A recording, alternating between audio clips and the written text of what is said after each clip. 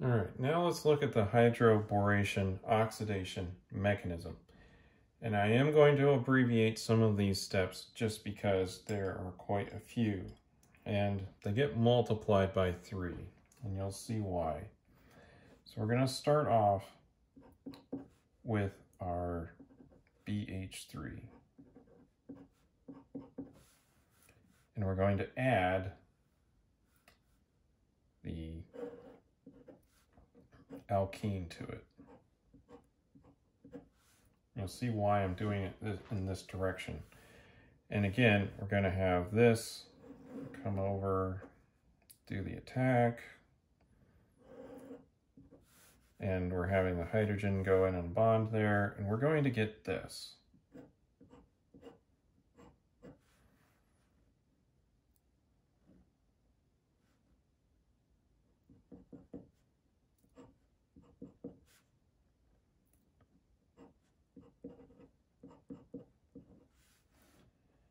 Now, this isn't the end though, because this boron could bond to more of these alkenes. So it does. So we have another one, and then another one, right?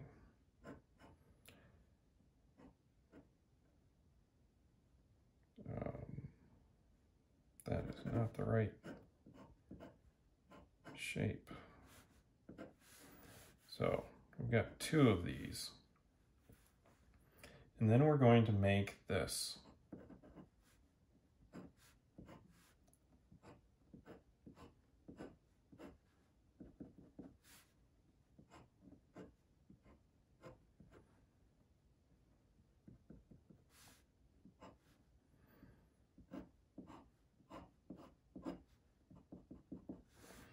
And you can see how this is starting to become really sterically hindered.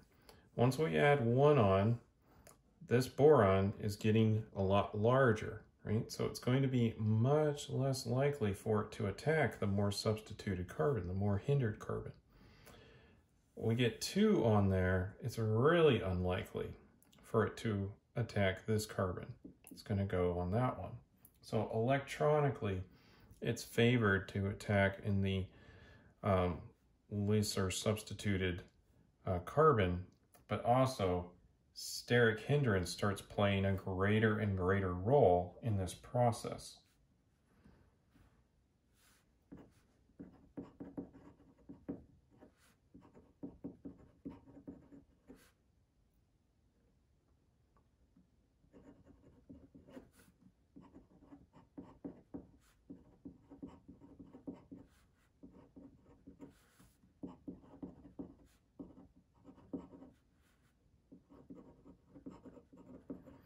So the steric hindrance helps select for the less substituted carbon.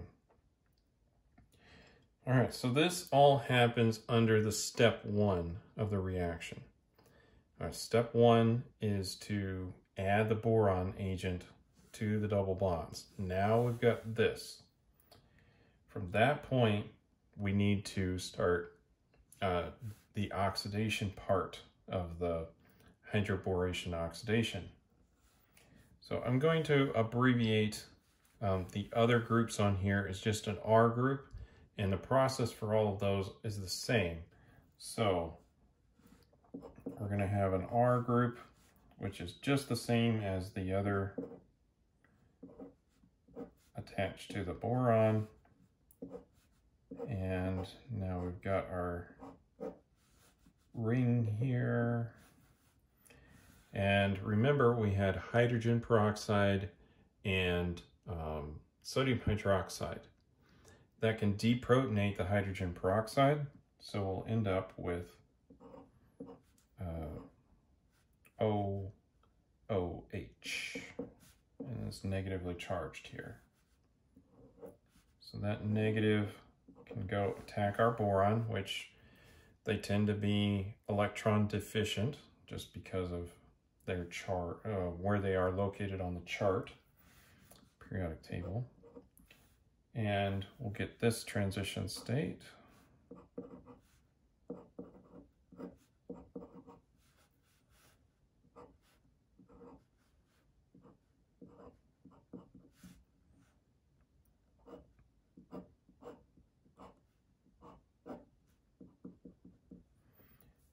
can have a 1-2 shift.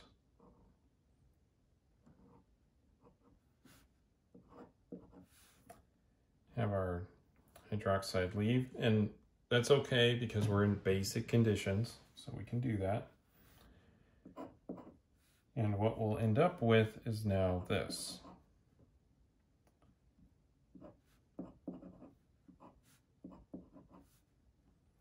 Which is a borate ester.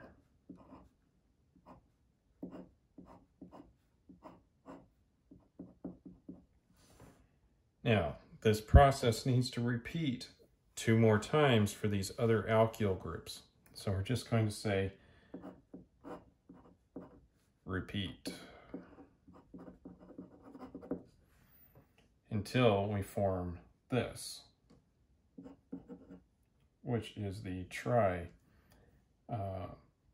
ester.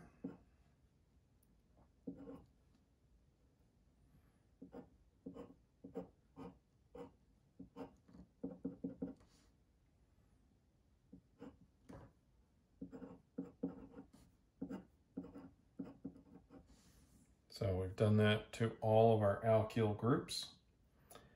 Now we are going to involve our base, hydroxide, come in and attack the boron. And at this point, we'll have some, well, not yet, I guess. Need to get that actually on there, but in the next step, this is going to leave. So, yeah, it's fine.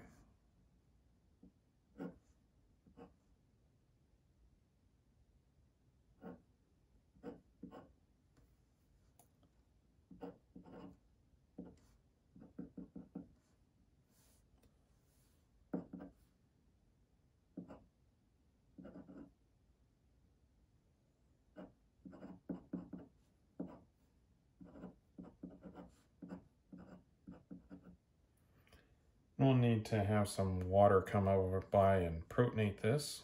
So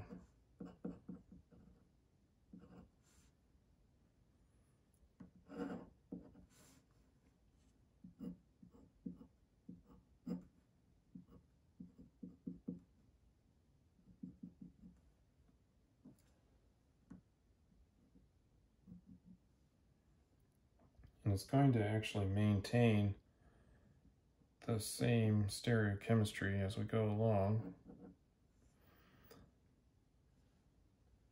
So we'll end up with our alcohol. And you'll notice that it is substituted in the our Markovnikov position. Now, we'll just need to repeat this a couple more times. And then we will form the boron, it's hydroxide.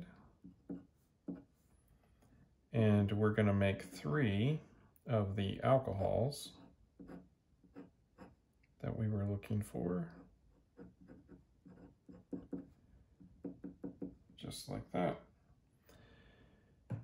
Now, this is a little bit of an involved mechanism just because the boron can react with 3, or will react with 3 of these alkyl groups. And then when we're doing the oxidation step, all 3 of those groups will come off. So that is how hydroboration oxidation works.